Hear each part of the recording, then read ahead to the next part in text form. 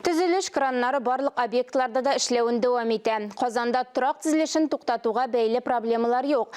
Башқала мэрі Илсур Метшин М14 комплексінде ішлерінің барышы білен танышты. Бірде Татарстан президенті Рүстем Минниханов қарары бойынша фатирларны негізде табиплар, уқтышылар һәм балалар бақшалары хизметкерлер ала. Казан мэрі Илсур Метшин Идел буй райондағы тізіліштеріне республиканың дәулет тұрақ фонды жетекшісі білән бірге қарап шықты.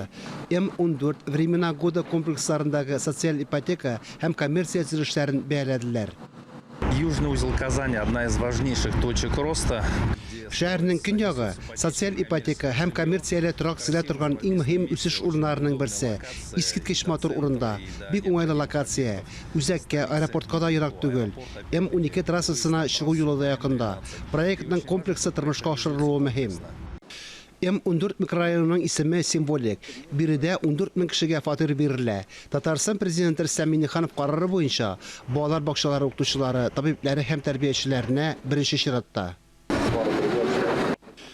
4 төзелгән. Тагын эшесе 2023 елның майына тапшырыла. Барысы да уңайлыклар белән. Ә янәшәдә балалар бакчасы була. Тагын 5 бакча 2000 урынлы 2 мәктәп төзелә. Времена года торак комплексында 3 төзегәннәр, тагын 4-се салына. Шулай балалар бакчасы, кибетләр, дарухана, поликлиника төзелә. Күп кенә төзелеш материаллары һәм җиһазларын үзебезнең илдәге аналогларга алыштырганнар. Хәзер комплекста 700 кеше яши, барысы 2000-нән артык булачак.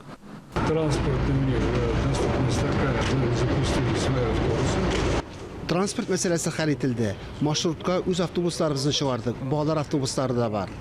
Төзелешләрне карап чыкканнан соң Казан мэры төзелешләрне проблемаларны бергәләп тикшерү өчен түгәрәк өстәлгә чакырды.